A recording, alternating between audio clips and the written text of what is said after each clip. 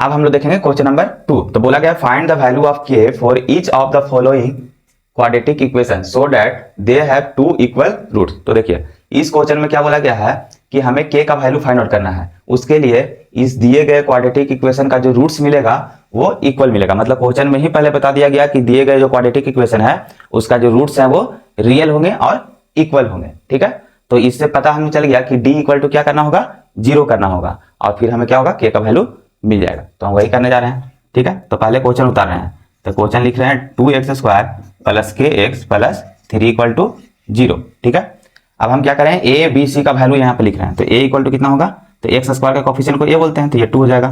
b क्या होता है, तो x का कोफिशिएंट, तो x का कोफिशिएंट कितना है, k है। उसके बाद c क्या होता है, तो कांस्टेंट टर्म, तो कांस्टेंट टर्म कितना है, 3 है। ठीक है, अब हम लोग क्या करेंगे, डिस्क्रिमिनेंट लिखेंगे।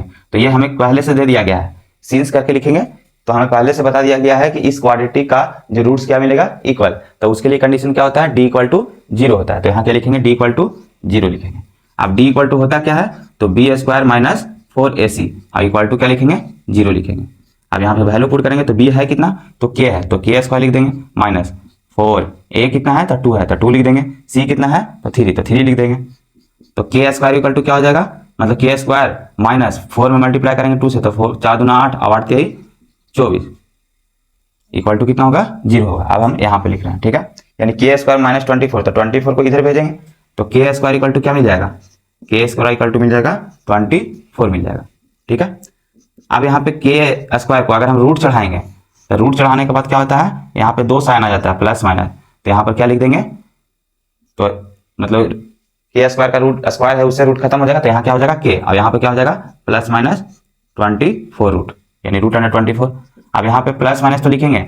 अब ये क्या करेंगे कि 24 जो है इसको ब्रेक करेंगे फैक्टर में, मतलब फैक्टराइज कर देंगे। तो ये 24 में हम लोग देखेंगे इसको क्या लिख सकते हैं, 2 इंटू 2 और क्या लिख सकते हैं, इंटू 2 और इंटू 3 लिख सकते हैं। तो इसी को और आगे सिंप्लीफाई करेंगे तो क्या मिलेगा, ये पेयर में है तो इसको हम लिख सकते हैं 2 का स्क्वायर, और ये रह जाएगा 2 इंटू 3। तो जो स्क्वायर है वो क्या हो जाएगा, बाहर आ जाएगा, तो 2 बाहर आ जाएगा, तो यहाँ बचेगा क्या, रूट 6 बचेगा। तो यहाँ से k का वैल्यू क्या आ गया, प्लस माइनस 2 रूट 6 आ गया।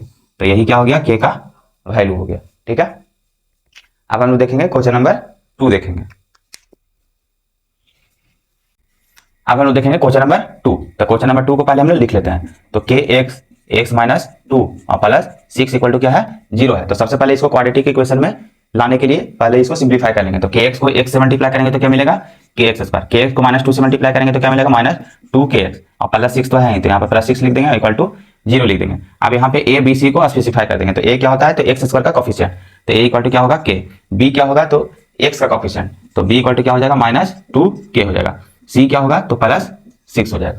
ठीक है, अब हम लोग d इक्वल टू 0 लिखेंगे, यानी डिस्क्रिमिनेंट d इक्वल टू 0 इसलिए लिखेंगे क्योंकि क्वेश्चन में दे दिया गया है कि इस क्वाड्रेटिक इक्वेशन का जो रूट्स होता है वो इक्वल रूट्स मिलते हैं। तो इक्वल रूट्स के लिए कंडीशन क्या होता है, d इक्वल टू 0 होता है। तो इसलिए यहाँ पे लिख दिए d इक्वल टू, चूंकि ये क्या है, सिंस का साइन है चूंकि का, इसलिए इसको लिख दिया d इक्वल टू 0। और d इक्वल टू फॉर्मूला होता है क्या, तो होता है b² minus 4ac equal to 0 होता है। तो ये 0 लिख दिए।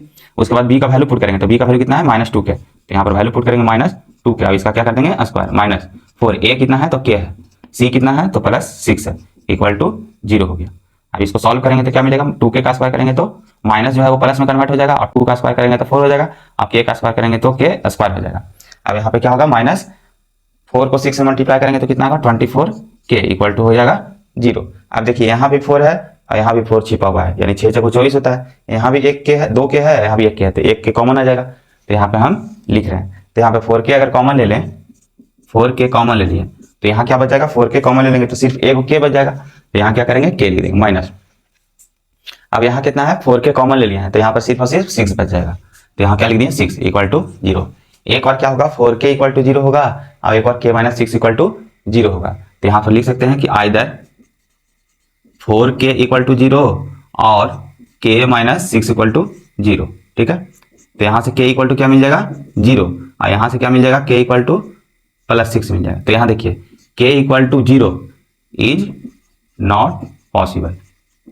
k इक्वल टू 0 क्यों पॉसिबल नहीं है, क्योंकि अगर k का वैल्यू 0 हो जाएगा तो ये क्वाड्रेटिक इक्वेशन रहेगा नहीं, क्योंकि k का वैल्यू अगर यहाँ पर 0 ले लेंगे तो 0 लेने के बाद ये x² का टर्म ही खत्म हो जाएगा, और जब x² का टर्म खत्म हो जाएगा तो ये तो क्वाड्रेटिक इक्वेशन रहेगा ही नहीं, इसलिए k का वैल्यू 0 नहीं हो सकता, इसलिए लिखे हैं k equal to 0 is not possible. तो मेरा जो आंसर होगा k का वो क्या होगा, k इक्वल टू 6, यही मेरा क्या हो जाएगा आंसर होगा, ये पॉसिबल नहीं होगा। तो ये क्वेश्चन नंबर 2 कंप्लीट हो गया। ठीक है।